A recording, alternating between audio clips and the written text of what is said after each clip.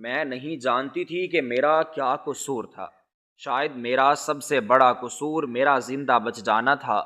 امی اور ابو کے جانے کے بعد میں دنیا میں ایک ایسی چیز بن چکی تھی جسے سب نے ایک بوجھ سمجھا تھا، لیکن یہ کبھی کسی نے بھی نہیں سوچا تھا کہ میرا بھی ایک دل ہے جو پیار مانگتا ہے، جو کسی کی توجہ مانگتا ہے، لیکن کسی کو بھی میری کوئی بھی پرواہ نہ تھی۔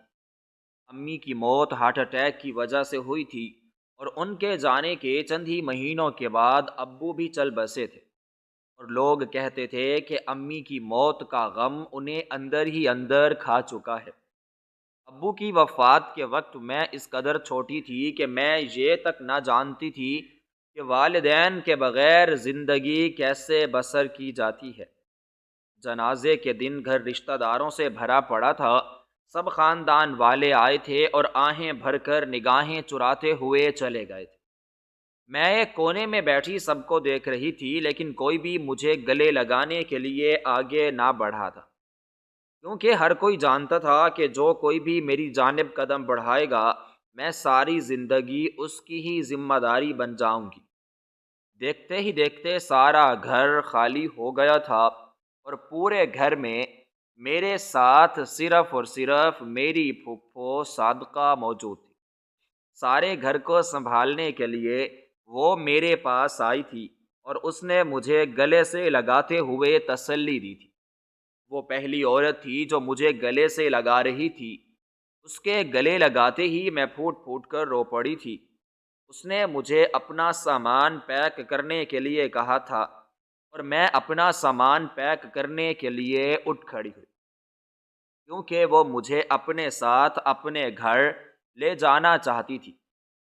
جو کچھ مجھے سمجھ میں آیا تھا میں نے اسے اپنے سامان میں رکھ لیا تھا، اور ان کے ساتھ ان کے گھر ہمیشہ رہنے کے لیے چل پڑی تھی۔ لیکن اگلے ہی دن صبح کے وقت وہ مجھے دوبارہ میرے گھر لے آئی تھی، کیونکہ خاندان کے لوگ تعزیت کرنے کے لیے آنے والے تھے۔ جب وہ آ گئے تھے تو صادقہ پھپھو نے مجھے اپنے پاس رکھنے کا اعلان کیا تھا، جیسے وہ کوئی مجھ پر بڑا احسان کر رہی ہو۔ اس نے میری جانب دیکھتے ہوئے جتاتے ہوئے کہا تھا کہ آخر میرے بھائی کی نشانی ہے، میرے سوا اسے رکھے گا کون؟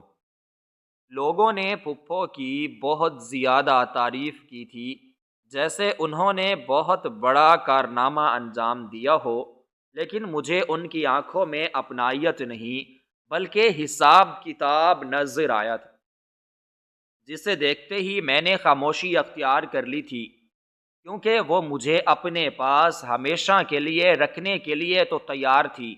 کسی دوسرے نے تو اپنائیت میں اتنا بھی نہیں کہا تھا کہ وہ مجھے اپنے پاس رکھے گا اور میری ذمہ داری اٹھائے گا۔ جب کلخانی کے بعد میں نے پہلی مرتبہ ان کے گھر میں قدم رکھا تھا تو مجھے اس دن ہی احساس ہو گیا تھا، یہ گھر میرا نہیں ہے، یہ ایک ایسی جگہ ہے جہاں پر مجھے صرف اور صرف برداشت کیا جائے گا۔ شروع میں تو سب کا رویہ میرے ساتھ ٹھیک تھا، لیکن وقت گزرنے کے ساتھ ساتھ سب کے اصل چہرے آہستہ آہستہ میرے سامنے آنے لگے تھے۔ میں اس وقت صرف 9 برس کی تھی، لیکن پھپھو نے پورے گھر کے سارے کام میرے ذمے لگا دیے تھے۔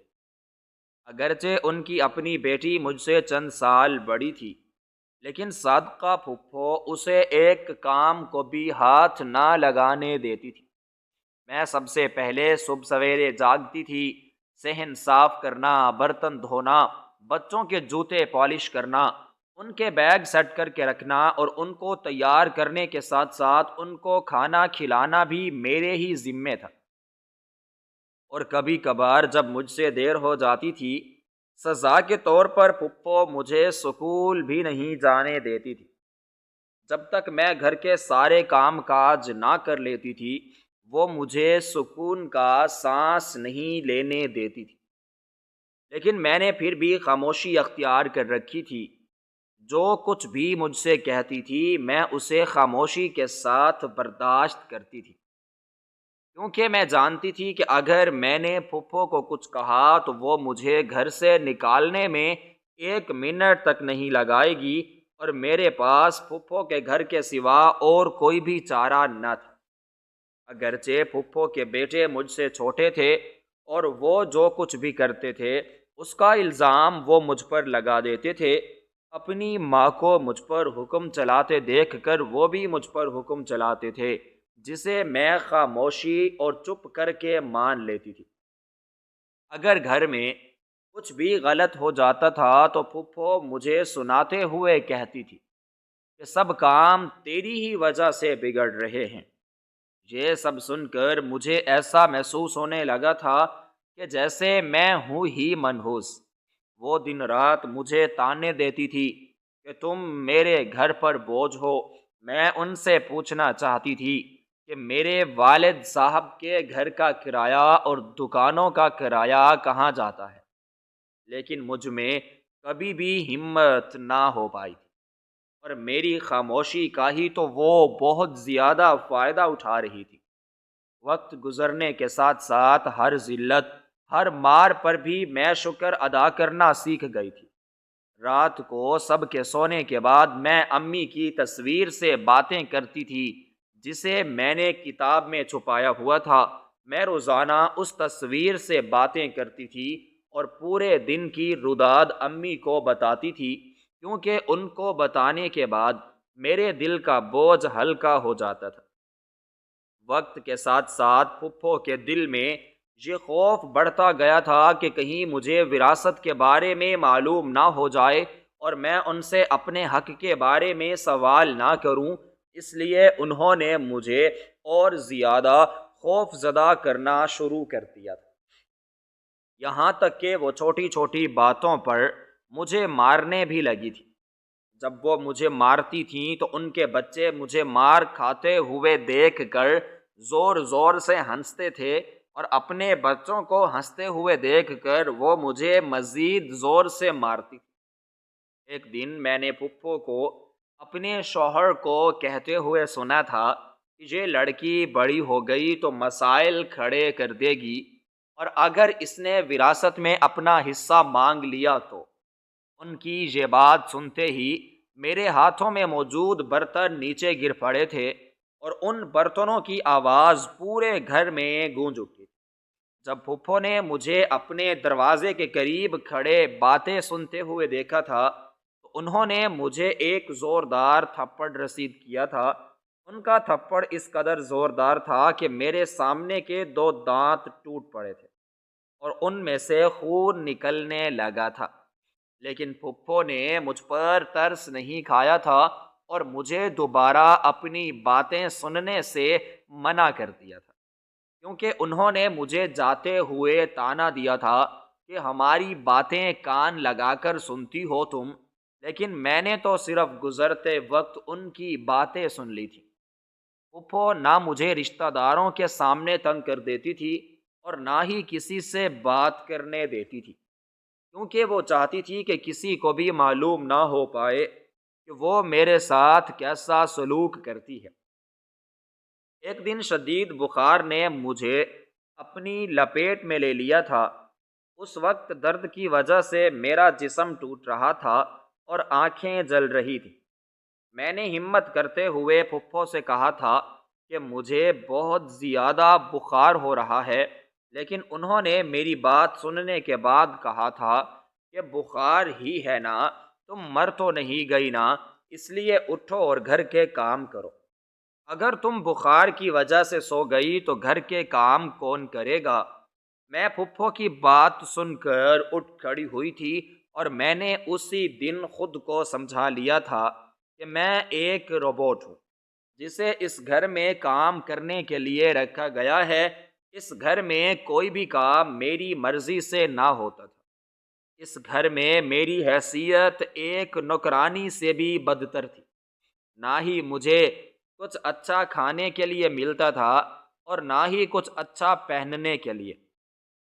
میرے والد کی جائیداد سے ملنے والے پیسوں سے میری پھپھو اور ان کے بچے عیاشی کی زندگی بسر کر رہے تھے، اور میں اپنی بنیادی ضروریات کی چیزوں کے لیے بھی ترس رہی تھی۔ پھپھو ہر دن مجھے طعنے دیتے ہوئے کہتی تھی کہ کہ تم ہمارے ہی ٹکڑوں پر پل رہی ہو، اور میں ان کی ہر بات خاموشی کے ساتھ برداشت کرتی تھی، کیونکہ میرے دل کا حال جاننے والا کوئی بھی نہ تھا، اور نہ ہی کبھی کوئی میری خبر جاننے اور مجھ سے ملنے کے لیے آیا تھا۔ لیکن اس سب کے باوجود میرے دل میں ایک ننھی سی امید زندہ تھی کہ میری بھی زندگی میں وہ دن آئے گا جب مجھے بھی کوئی انسان سمجھے گا اور میرے ساتھ انسانوں والا سلوک کرے گا، اور مجھے پورا یقین تھا کہ وہ انسان جلد ہی آئے گا۔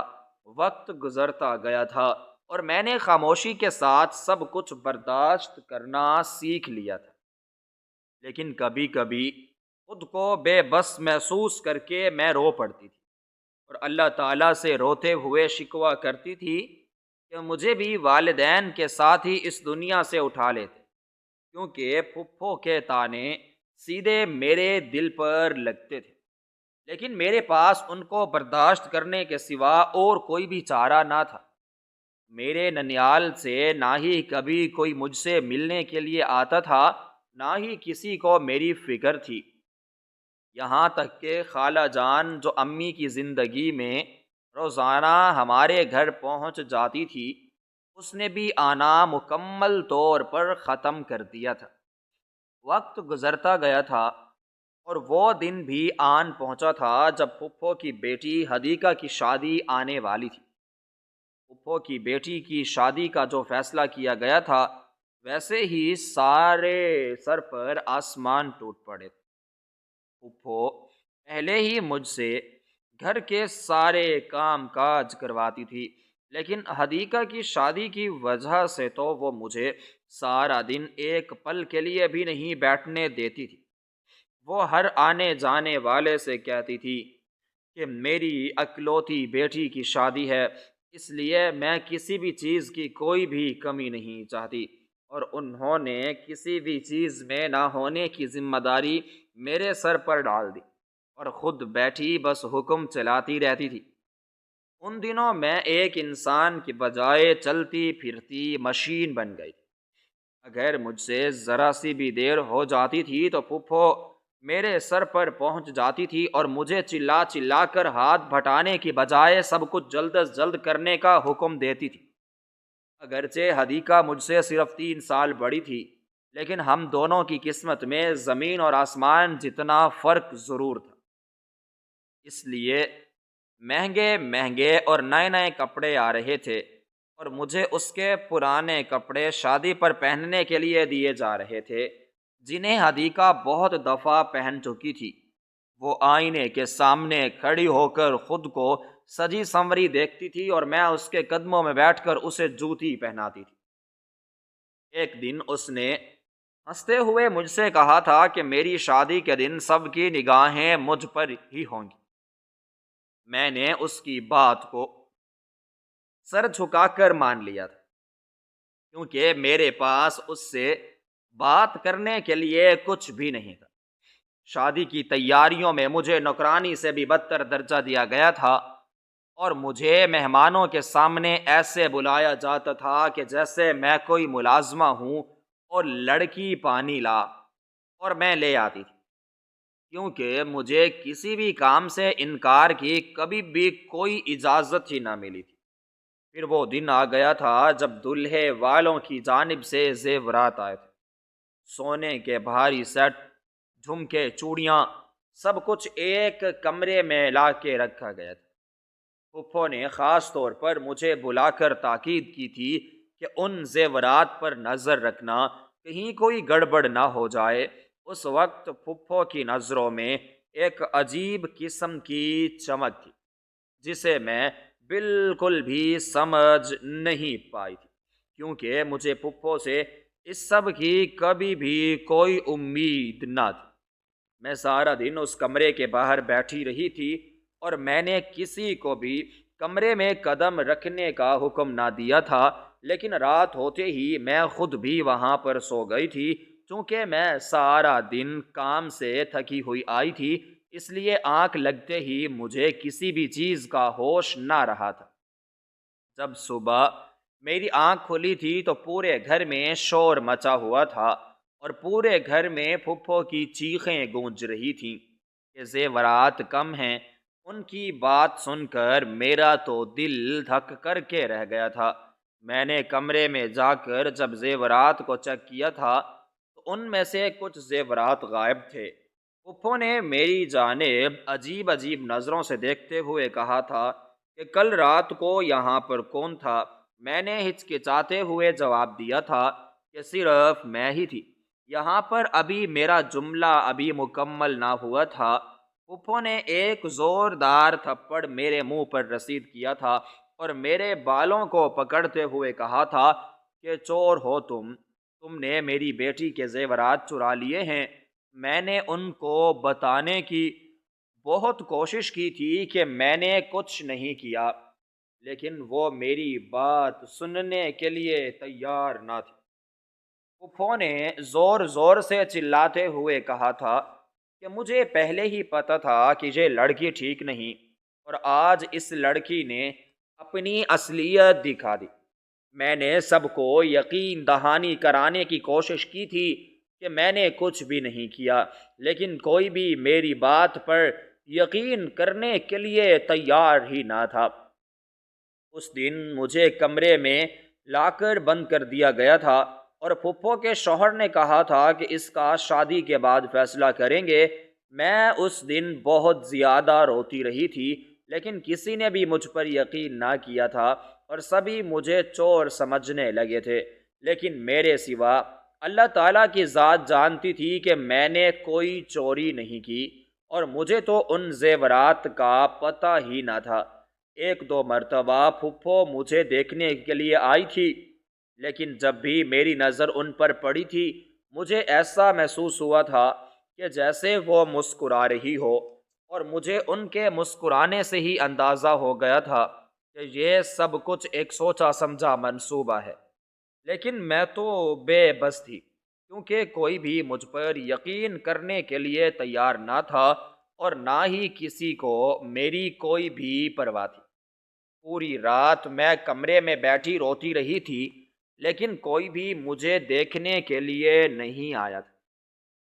اگلے ہی دن پھپھو نے مجھے کمرے سے نکالا تھا، کیونکہ انہیں کام کروانے کے لیے نوکرانی کی ضرورت تھی۔ اس دن بارات تھی، وہ دن جسے لوگ خوشی اور برکت کا دن کہتے ہیں۔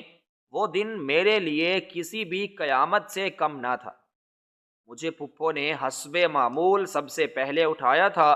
میں نے گھر کے سارے کام کاج خاموشی سے کیے تھے، لیکن کسی نے بھی مجھ سے نہیں پوچھا تھا کہ میں کیسی ہوں اور میری آنکھیں کیوں کس وجہ سے سوجی ہوئی ہیں۔ کسی نے بھی میری جانب توجہ سے نہیں دیکھا تھا۔ پھپھو بار بار ادھر سے ادھر جا رہی تھی اور اس کے چہرے پر گھبراہٹ جو تھی وہ مجھے صاف شفاف نظر آ رہی تھی۔ مجھے ان کی گھبراہٹ کی وجہ نظر نہ آئی تھی، کیونکہ وہ ایسے ہی گھبرا رہی تھی جیسے ان کا کوئی بہت بڑا راز افشاں ہونے والا ہو۔ جو ہی دلہے والے بارات لے کر گھر کے اندر داخل ہوئے تھے، پھپھو نے اچانک شور مچا دیا تھا کہ زیورات غائب ہیں۔ میں اس وقت پانی کا گلاس ایک بچی کو تھما رہی تھی۔ پھپھو کی بات سنتے ہی میرے ہاتھوں میں سے پانی کا گلاس نیچے گر کر ٹکڑے ٹکڑے ہو گیا تھا، کیونکہ میں پھپھو کی اس وقت بات کا مطلب اچھی طرح سے سمجھ چکی تھی۔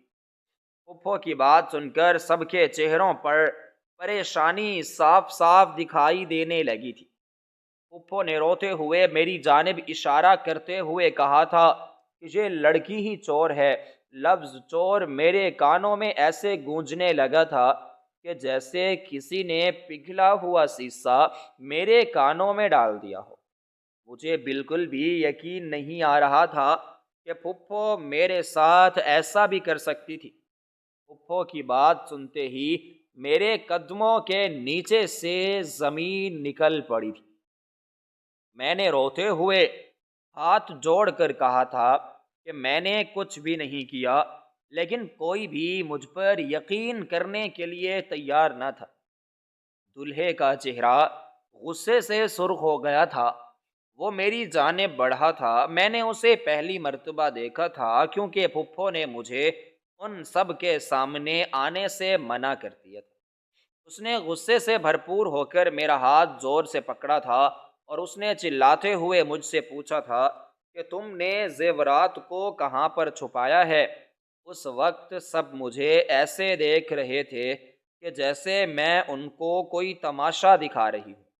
میں نے زیورات نہیں اٹھائے، میں نے روتے ہوئے اسے یقین دلانے کی کوشش کی تھی۔ پھپھو نے اس موقع کا فائدہ اٹھایا تھا اور وہ بناوٹی آواز میں بولی تھی کہ اب صرف دو ہی راستے ہیں۔ پھپھو کی یہ بات سن کر سب لوگ چونک کر رہ گئے تھے کیونکہ کسی کو بھی ان کی یہ بات سمجھ میں نہیں آئی تھی۔ سب کو اپنی جانب متوجہ دیکھ کر پھپھو نے کہا تھا کہ یا تو زیور واپس کرو یا نکاح کرو۔ ایک لمحے کے لیے وہاں پر سب کے سب ساکت ہو چکے تھے۔ مجھے ایسا محسوس ہوا تھا کہ جیسے میں نے کچھ غلط سن لیا ہو، کیونکہ پھپھو اپنی بیٹی کی جگہ مجھے نکاح کرنے کا بول رہی۔ نکاح، یہ لفظ میرے منہ سے بے اختیار نکلا تھا۔ میری بات سن کر پھپھو نے سرد لہجے میں میری جانب دیکھتے ہوئے کہا تھا کہ تم نے ہمارے گھر کی عزت خراب کی ہے اور اس کا اب صرف یہی حل ہے۔ میں نے اپنے ارد گرد چونک کر دیکھا تھا، کوئی بھی میری مدد کرنے کے لیے اور مجھے بچانے کے لیے نہیں آیا تھا اور نہ ہی کسی نے سچ کو معلوم کرنے کی کوشش کی تھی۔ سب کے چہروں پر صرف ایک ہی بات کی فکر تھی اور وہ تھی زیورات کی چوری کی۔ دلہے والوں میں بھی اس وقت سرگوشیاں ہو رہی تھیں۔ میں نے روتے ہوئے ہاتھ جوڑ کر کہا تھا کہ مجھے مت باندھو اس گناہ کے ساتھ جو میں نے کیا ہی نہیں، مگر میری بات تو ہوا میں ہی تحلیل ہو چکی تھی اور اسی وقت ہی پھپھو نے نکاح خاں کو بلوا لیا تھا۔ سب کچھ اتنی جلدی میں ہوا تھا کہ مجھے سانس لینے کا بھی موقع میسر نہ آیا تھا۔ میں پتھر بنی پرانے کپڑوں میں بیٹھی ہوئی تھی اور مجھ سے پوچھا گیا تھا کہ کیا آپ کو یہ نکاح قبول ہے؟ میں نے نکاح خاں کی بات سن کر چونک کر پھپھو کی جانب دیکھا تھا کیونکہ مجھے اس وقت بالکل بھی سمجھ میں نہیں آ رہا تھا کہ پھپھو میرے ساتھ ایسا کیوں کر رہی ہے۔ وہ کیوں میرا نکاح اپنی بیٹی کے دلہے کے ساتھ کروا رہی ہے۔ مجھے سوچ میں ڈوبے ہوئے دیکھ کر پھپھو نے مجھے مسکراتے ہوئے ہلایا تھا اور میں نے گھبراتے ہوئے ہاں میں جواب دیا تھا۔ جو ہی میں نے ہاں میں جواب دیا تھا، پھپھو نے ایک ٹھنڈی سانس لی تھی، جیسے ان کے سر سے کوئی بہت بڑا بوجھ ہلکا ہو گیا ہو۔ لیکن مجھے کسی بھی چیز کی سمجھ نہیں آ رہی اور چند ہی لمحوں میں پھپھو نے مجھے ایک الزام کے ساتھ باندھ کر ایک اجنبی رشتے میں باندھ دیا تھا اور میرا نکاح اس شخص کے ساتھ کر دیا تھا جسے نہ ہی میں نے پہلے کبھی دیکھا ہوا تھا اور نہ ہی میں اس شخص کے بارے میں کچھ بھی جانتی تھی۔ تھوڑی ہی دیر کے بعد بارات جانے کا شور اٹھا تھا اور چند ہی لمحوں کے اندر ہی اندر میں کسی کی بیوی بن کر اس کی سیج سجا کر بیٹھی ہوئی تھی۔ میری قسمت نے چند لمحوں میں مجھے کہاں سے کہاں پر لا کر کھڑا کر دیا تھا۔ میں یہ سوچ کر خود کو تسلی دینے لگی کہ اسی میں ہی اللہ تعالیٰ کی کوئی نہ کوئی حکمت چھپی ہوئی ہوگی اور اس میں ہی میری بہتری ہوگی۔ ابھی مجھے انتظار کرتے ہوئے تھوڑی ہی دیر گزری تھی کہ اچانک میرا شوہر دستک دے کر اندر داخل ہوا تھا۔ میں نے بے اختیار اس کی جانب نگاہیں اٹھا کر دیکھا تھا، لیکن جب میں نے اس کی جانب دیکھا تھا تو مجھے بالکل بھی یقین نہیں آیا تھا کہ اللہ تعالیٰ نے اتنا خوبصورت شخص میرے نصیب میں لکھ دیا ہے۔ وہ مجھے خود کو ٹکٹکی باندھے دیکھتے دیکھ کر اس نے ہلکی آواز میں السلام علیکم کہا تھا اور مجھے اس جواب دینے کا ہوش نہ رہا تھا۔ وہ بنا مجھے کچھ کہے واش روم میں داخل ہو گیا تھا اور جب وہ وہاں سے نکلا تھا تو اس کا حلیہ پہلے سے بھی بہت زیادہ تبدیل تھا۔ اس نے مجھے بھی اپنے کپڑے چینج کرنے کے لیے کہا تھا اور میں اس کی بات حکم سمجھ کر اٹھ کھڑی ہوئی۔ جب میں کپڑے وغیرہ چینج کر کے واپس آئی تھی تو اس وقت وہ سو چکا تھا۔ میں بھی ڈرتے ہوئے اس کے ساتھ سونے کی کوشش کرنے لگی تھی اور جلد ہی تھکاوٹ کی وجہ سے میں نیند کی وادیوں میں پہنچ چکی۔ جب صبح سویرے میری آنکھ کھلی تھی تو میرا شوہر ذیشان اس وقت بھی سو رہا تھا اور میں نے اسے اٹھانا مناسب نہ سمجھا تھا، لیکن میں خود تیار ہو کر باہر آ گئی تھی تاکہ اپنی ساس کے ساتھ مل کر ان کے گھر کے کاموں میں مدد کروا سکوں۔ لیکن جو ہی میری ساس کی مجھ پر نظر پڑی تھی، ان کے چہرے کی رنگت ایک دم سے بدل گئی تھی اور ان کے ہونٹوں پر موجود مسکراہٹ ایک لمحے کے لیے سمیٹی تھی، جس کی مجھے بالکل بھی سمجھ نہ آئی تھی۔ میں نے بھی انہیں سلام کیا تھا، لیکن انہوں نے میرے سلام کا مجھے کوئی بھی جواب نہ دیا تھا۔ میری ساس نے مجھے اوپر سے نیچے دیکھتے ہوئے نفرت بھرے لہجے میں کہا تھا کہ یہ تو چور ہے اور ایک چور کا ہی میرے گھر کی بہو بننا لکھا تھا۔ انہوں نے میری جانب دیکھ کر کہا تھا۔ ان کی بات سن کر میرا سر خود بخود ہی جھک گیا تھا۔ میں تو سمجھ رہی تھی کہ مشکلات نے میرا پیچھا کرنا چھوڑ دیا ہے، لیکن مشکلات اور نفرت نے شادی کے بعد بھی میرا پیچھا نہ چھوڑا تھا۔ میری ساس مجھے ایک ایسے کمرے میں لے کر گئی تھی جو جگہ جگہ سے اکھڑا ہوا تھا اور وہ ایک چھوٹا سا اسٹور روم تھا۔ میری ساس نے مجھ سے مخاطب ہو کر کہا تھا کہ یہی آج سے تمہارا کمرہ ہے اور میرے بیٹے کے کمرے میں جانے کی تمہیں بالکل بھی ضرورت نہیں۔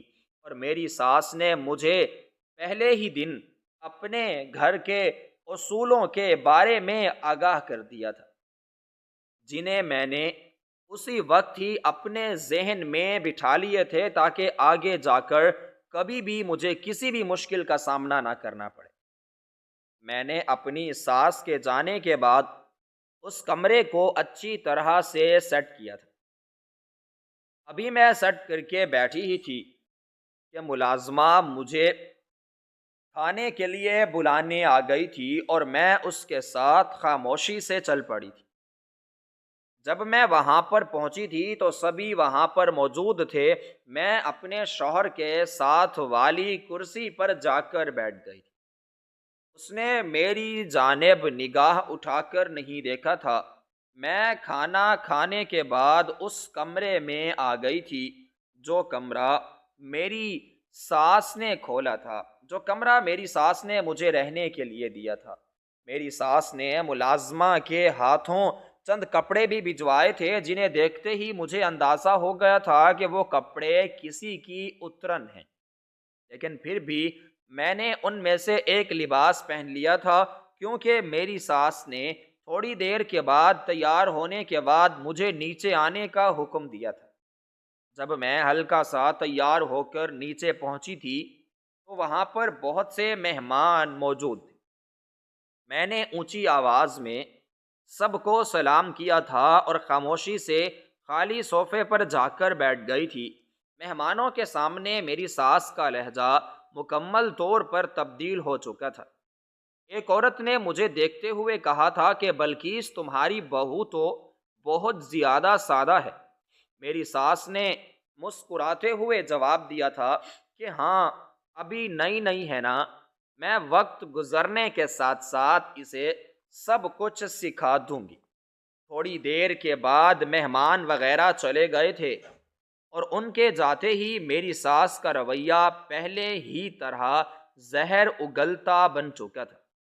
میرا شوہر تو مجھے دیکھ کر ایسے اجنبی بن جاتا تھا جیسے اس کا مجھ سے کوئی بھی تعلق نہ ہو اور وہ مجھے جانتا تک نہ ہو۔ مجھے ذیشان سے اس رویے کی امید بالکل نہ تھی، لیکن میں نے خود کو تسلی دی تھی کہ وقت گزرنے کے ساتھ ساتھ سب کچھ ٹھیک ہو جائے گا۔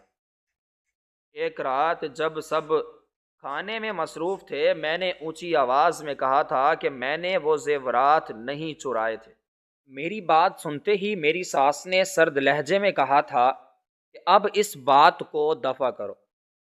اگر تم نے اس گھر میں رہنا ہے تو خاموشی کے ساتھ رہو۔ اور پھر میں نے پہلے کی ہی طرح خاموشی اختیار کر لی تھی۔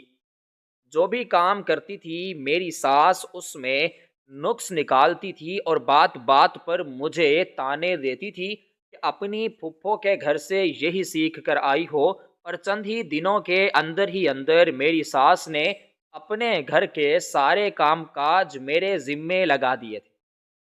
مجھے کبھی کبھار ایسا محسوس ہوتا تھا کہ جیسے میں ایک جہنم سے نکل کر دوسری جہنم میں آ چکی ہوں، لیکن مجھے اللہ تعالیٰ پر پورا یقین تھا کہ وہ ایک نہ ایک دن مجھے سچا ثابت ضرور کرے گا، کیونکہ انسان سچ کو چھپانے کی جتنی بھی کوشش کرے پھر بھی وہ سچ کو نہیں چھپا پاتا۔ ایک دن گھر میں مہمان آئے ہوئے تھے، میں ان کے لیے کچن میں کھانا تیار کر رہی تھی۔ میری ساس مہمانوں کے ساتھ بیٹھی ہوئی تھی، لیکن پھر بھی وہ بار بار کچن کے چکر لگا رہی تھی۔ ان کو بار بار کچن کے چکر لگاتے دیکھ کر سب حیران تھے۔ اس لیے میری ساس نے مسکراتے ہوئے ان سے کہا تھا کہ نظر رکھنی پڑتی ہے نا، نئی نویلی ہے نا۔ ساس کی بات سن کر مجھے بہت زیادہ شرمندگی محسوس ہوئی تھی، لیکن میں نے پھر بھی ان سے کچھ نہیں کہا تھا، کیونکہ میں نہیں چاہتی تھی کہ گھر کا ماحول میری وجہ سے خراب ہو۔ لیکن میری ساس کی بات سنتے ہی سب کے کہے گونج اٹھے تھے۔ میں نے بھی ناکام مسکرانے کی کوشش کی تھی، لیکن پھر بھی میں مسکرا نہیں پائی تھی۔ میری ساس نے مجھے کسی کے بھی سامنے سر اٹھا کر مسکرانے کے لائق نہیں چھوڑا تھا۔ وہ ہر بات پر میرے ساتھ ایسے سلوک کرتی تھی جیسے میں بہت زیادہ کمتر ہوں ان سے، لیکن در حقیقت میں ان لوگوں سے دگنی امیر تھی۔ لیکن صرف فرق یہ تھا کہ میری پھپھو میری جائیداد پر سانپ بن کر بیٹھی ہوئی تھی، لیکن میں نے فیصلہ کر لیا تھا کہ میں اب بالکل بھی خاموش نہیں رہوں گی۔ میں ان سے اپنا حصہ لے کر ہی دم لوں گی، چاہے اس کے لیے مجھے کچھ بھی کرنا پڑے۔ میری پھپھو نکاح کے بعد ایک دن بھی مجھے دیکھنے کے لیے نہ آئی تھی، اور نہ ہی انہوں نے اپنے گھر سے کسی کو بھیجا تھا۔ وقت گزرتا گیا تھا، لیکن وقت گزرنے کے ساتھ ساتھ میری پریشانی بڑھتی گئی تھی، اور میری پریشانی کی اصل وجہ میرا شوہر تھا، جو اپنی ماں کی بات کو ایسے حق اور سچ مان لیتا تھا جیسے وہ اس کے لیے خدا ہو۔ اور جب بھی میں اپنے شوہر سے بات کرنے کی کوشش کرتی تھی وہ خاموش ہو جاتا تھا۔ اس کی خاموشی اکثر مجھے ڈراتی تھی، کیونکہ وقت گزرنے کے ساتھ ساتھ اس کی خاموشی میں مزید اضافہ ہو گیا تھا، اور اس کی خاموشی کی وجہ سے ہم دونوں میں غلط فہمیاں وقت گزرنے کے ساتھ ساتھ مزید بڑھتی چلی جا رہی تھیں، جو میں بالکل بھی نہیں چاہتی تھی۔ میں ذیشان اور اپنے درمیان موجود فاصلوں کو کم کرنا چاہتی تھی، لیکن ہم دونوں میں فاصلے وقت گزرنے کے ساتھ ساتھ بڑھتے جا رہے تھے۔ میری ساس ہر صبح اٹھتے ہی میرے شوہر کے کان بھرنا شروع کر دیتی تھی۔ ایک دن میں نے اپنی ساس کو اپنے شوہر سے کہتے سنا تھا کہ تمہاری بیوی بالکل بھی کردار کی اچھی نہیں ہے، یہ دوسری عورتوں کو اپنے گھر کی تمام باتیں ہنس ہنس کر بتاتی ہے۔ میں اپنی ساس کی بات کو سن کر چونک اٹھی تھی، کیونکہ میں تو محلے کی کسی بھی عورت کو جانتی تک نہ تھی، اور نہ ہی میں نے شادی کے بعد کبھی گھر سے باہر قدم نکالے تھے۔ میرے شوہر نے میری ساس کی بات کا کوئی بھی جواب نہ دیا تھا، وہ بس خاموش رہا تھا۔ اگلے ہی دن میں نے پھر اپنی ساس کو کہتے ہوئے سنا تھا کہ اپنے پیسوں پر نظر رکھی کرو، تمہاری بیوی پہلے سے ہی چور ہے، اگر اس نے تمہارے ہی پیسے چوری کرنے شروع کر دیے تو۔ ساس کی بات سن کر میری آنکھوں میں سے بھل بھل آنسو نکل آئے تھے، اور میں نے اپنی نگاہیں اٹھا کر آسمان کی جانب دیکھا تھا، کیونکہ صرف وہی تھا جو میری سچائی کو جانتا تھا، اور میری ساری امیدوں کا مرکز بھی اللہ تعالیٰ کی ہی ذات تھی۔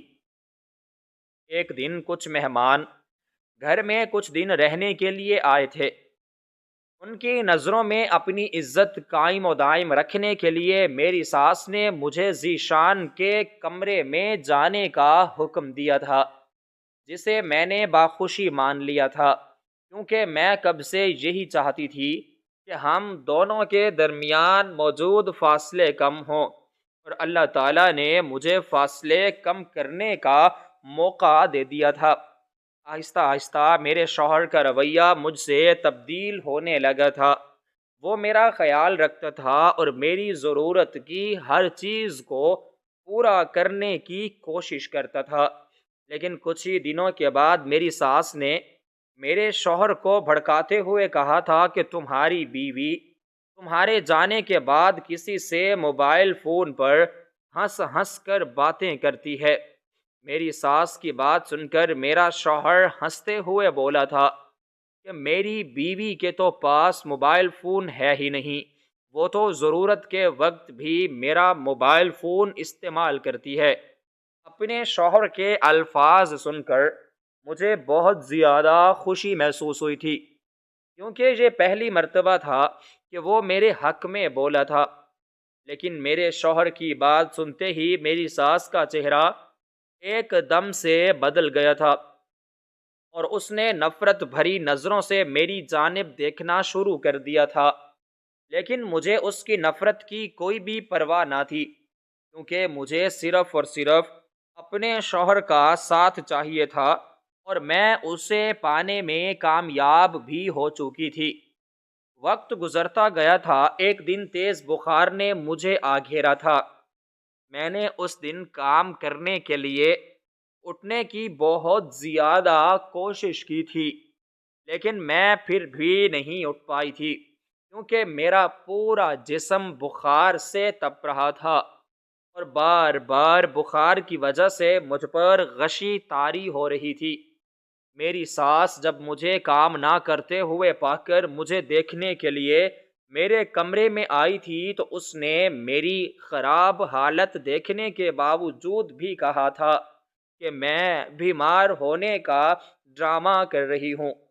میری ساس نے مجھے پورا دن کھانے کے لیے کچھ بھی نہیں بھجوایا تھا، اور شام کو جب میرا شوہر کام سے واپس آیا تھا تو وہ مجھے ہسپتال لے کر گیا تھا۔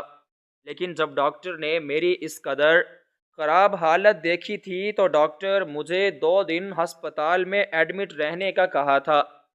جب میری خراب حالت کی اطلاع پھپھو کو دی گئی تھی تو وہ مجھ پر احسان کرتے ہوئے مجھ سے ملنے کے لیے ہسپتال آئی تھیں، لیکن میری ساس اس کی دوست بن گئی تھی۔ جب کچھ دن گزرنے کے بعد میری حالت قدرے ٹھیک ہو چکی تھی تو میں نے معمول کے مطابق گھر کے کام کرنے شروع کر دیے تھے، تاکہ میری ساس کو میرے خلاف کوئی بھی بات کرنے کا موقع ہی نہ ملے۔ ایک دن میں نے اپنی ساس کو اپنی پھوپھو کے ساتھ بات کرتے ہوئے سنا تھا۔ میری ساس کہہ رہی تھی کہ بہن، میں تمہاری بات بالکل سمجھ چکی ہوں، اور میں جلد از جلد اسے پاگل کرنے میں کامیاب ہو جاؤں گی، کیونکہ میں نے تمہاری دی گئی ادویات اسے کھلانا شروع کر دیا تھا۔ میری ساس کی بات سن کر میرے قدموں کے نیچے سے زمین نکل پڑی تھی، اور میں سمجھ چکی تھی کہ چند دنوں سے میرے سر میں درد کیوں ہو رہا ہے۔ دراصل وہ میری ساس کی جانب سے دی گئی ادویات کا ہی اثر تھا، اس لیے میں نے اپنی ساس کی جانب سے دی گئی ادویات کو استعمال کرنا مکمل طور پر ختم کر دیا تھا۔ لیکن میں ان کے سامنے ایسے ظاہر کرتی تھی کہ جیسے میں ان کی دی ہوئی ادویات کو استعمال کر رہی ہوں، اور ان ادویات کی ہی وجہ سے دن بدن میری حالت گرتی چلی جا رہی تھی، اور چند ہی دن گزرنے کے بعد میری ساس نے میرے شوہر کو بھڑکایا تھا اور کہا تھا کہ میں پاگل ہو چکی ہوں۔ اپنی ساس کی بات سن کر میں دل ہی دل میں ہنسی تھی، کیونکہ انہیں بالکل بھی معلوم نہیں ہو پایا تھا کہ ان کی باتوں کو میں جان چکی ہوں۔ کچھ ہی دن گزرنے کے بعد میری ساس نے ذیشان کو پھپھو کے ہی کہنے پر مجھے گھر سے نکالنے کا حکم دیا تھا۔ میں اپنی ساس کے ارادوں کو پہلے ہی جان چکی تھی، اس لیے میں نے وضو کر کے نماز کی ادائیگی کی تھی، اور میں نے رو رو کر اللہ تعالیٰ سے مدد مانگی تھی، اور مجھے پورا یقین تھا کہ اللہ تعالیٰ میرے دشمنوں کو ان کے منصوبوں میں کامیاب نہیں ہونے دے گا، کیونکہ وہ اپنے بندوں کو مشکل وقت میں بالکل بھی اکیلا نہیں چھوڑتا۔ میرا شوہر میری ساس کے بھڑکانے کی وجہ سے مجھے گھر سے نکالنے ہی والا تھا کہ میں اس وقت بے ہوش ہو کر نیچے گر پڑی تھی۔ مجھے بے ہوش ہوتے دیکھ کر وہ بہت زیادہ پریشان ہو گیا تھا، اور وہ مجھے گر کر ہسپتال کی جانب دوڑا تھا، لیکن ڈاکٹر صاحب نے اسے جو خبر دی تھی اسے سن کر اس کے قدم زمین پر ہی نہیں لگ رہے تھے، کیونکہ ڈاکٹر صاحب نے اسے اطلاع دی تھی کہ میں ماں بننے والی ہوں۔ میرے ماں بننے کی خبر سن کر وہ بہت زیادہ خوش تھا، اور اس نے مجھ سے اپنا رویہ مکمل طور پر تبدیل کر لیا تھا۔ وہ میرا بہت زیادہ خیال رکھتا تھا، اور اس نے مجھے ایک نیا فون بھی لا کر دیا تھا تاکہ اسے مجھ سے بات کرتے وقت کسی بھی مشکل کا سامنا نہ کرنا پڑے۔ میرے کھانے پینے کا خیال وہ خود ہی رکھتا تھا، اور اس نے گھر کے کاموں کے لیے بھی ایک نوکرانی رکھی تھی، اور میرا خیال رکھنے کے لیے اس نے الگ سے ایک نوکرانی رکھی تھی تاکہ مجھے کسی بھی چیز کی کمی کا سامنا نہ کرنا پڑے، تاکہ ہمارا بچہ بالکل ہی صحت مند پیدا ہو۔ کچھ ہی دنوں کے بعد پھپھو مجھے حدیقہ کی شادی کے لیے بلاوا دینے کے لیے آئی تھی، اور چند ہی دنوں کے بعد حدیقہ بھی خوشی خوشی اپنے گھر کی ہو چکی تھی۔ میں حدیقہ کی شادی پر صرف چند ہی گھنٹوں کے لیے گئی تھی، اور میرے ساتھ ذیشان بھی گیا تھا، کیونکہ وہ نہیں چاہتا تھا کہ میں بے دہانی میں اپنے ہی بچے کو نقصان پہنچا بیٹھوں۔ اس نے پوری شادی پر ایک لمحے کے لیے بھی میرا ہاتھ نہیں چھوڑا تھا۔ اسے میرا اس قدر خیال رکھتے دیکھ کر میری ساس اور پھپھو بہت زیادہ جل رہی تھیں، اور اس وقت مجھے خود پر بہت زیادہ فخر محسوس ہوا تھا، اور میں نے آسمان کی جانب اپنی نگاہوں کو اٹھاتے ہوئے اللہ تعالیٰ کا شکر ادا کیا تھا، کیونکہ اللہ تعالیٰ نے مجھے اتنے اچھے اور خیال رکھنے والے شوہر سے نوازا تھا، جس کے لیے میں اللہ تعالیٰ کا جتنا بھی شکر ادا کرتی وہ کم تھا۔ ایک دن صبح سویرے میں اٹھ کر چائے پی رہی تھی، مجھے چائے کا ذائقہ بہت ہی کڑوا محسوس ہوا تھا، جس کی وجہ سے میں نے اس چائے کو چھپا کر رکھ دیا تھا۔ جب ذیشان شام کو گھر واپس آیا تھا تو میں نے اسے چائے کو چیک کروانے کے لیے کہا تھا، اور جب وہ چائے چیک کروانے کے بعد گھر واپس آیا تو اس نے مجھے جو کچھ بتایا اسے سنتے ہی میرے قدموں کے نیچے سے زمین نکل پڑی تھی، کیونکہ میری ساس نے میری چائے میں بچے کو مارنے والی دوا شامل کی تھی۔ مجھے ان سے اس اقدام کی بالکل بھی امید نہ تھی۔ وہ حسد میں اس قدر گر چکی تھی کہ وہ اپنے بیٹے کے بچے کو ہی مارنے لگی تھی۔ وہ رپورٹ لے کر ذیشان سیدھا میری ساس کے پاس گیا تھا، اور اس نے سچائی سب کے سامنے رکھ دی تھی۔ کسی کو بھی یقین نہیں آ رہا تھا کہ میری ساس ایسا بھی کر سکتی ہے، لیکن چونکہ ذیشان نے سب کچھ اپنی آنکھوں کے ساتھ دیکھ لیا تھا، اور کوئی بھی اس کی بات سے انکار نہیں کر سکتا تھا۔ ذیشان نے میری ساس کی بے عزتی کی تھی، اور اس نے مجھے اپنا سامان پیک کرنے کا حکم دیا تھا، اور میں نے اس کا حکم مان کر اپنا سارا سامان پیک کیا تھا۔ وہ مجھے لے کر اپنے ہی ایک دوست کے گھر آیا تھا، لیکن چند ہی دنوں کے اندر اس نے ایک کشادہ فلیٹ کرائے پر لیا تھا، اور وہ مجھے وہاں پر ہی لے آیا تھا۔ اس نے میرا خیال رکھنے کے لیے ایک نوکرانی بچی بھی رکھی تھی جو میرا بہت زیادہ خیال رکھتی تھی۔ ایک دن ذیشان آفس سے جلدی گھر واپس آیا تھا اور اس نے مجھے تیار ہونے کے لیے کہا تھا، لیکن جب وہ مجھے لے کر ہسپتال میں داخل ہوا تھا تو میرے دل کی دھڑکن میں اضافہ ہو گیا تھا۔ لیکن جب میں نے وہاں پر پھپھو کو خراب حالت میں دیکھا تو مجھے ان کی خراب حالت کی وجہ بالکل بھی سمجھ میں نہیں آئی تھی۔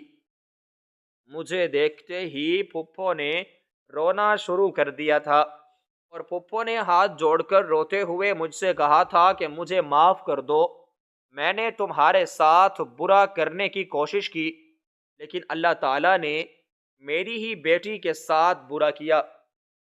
میں نے اس دن تم پر زیورات کی چوری کو الزام اس لیے لگایا تھا کہ کیونکہ حدیقہ زیورات کو لے کر سیلون سے ہی اپنے پسند کے لڑکے کے ساتھ بھاگ گئی تھی، اس لیے میں نے اپنی عزت بچانے کے لیے تم پر الزام لگا دیا تھا۔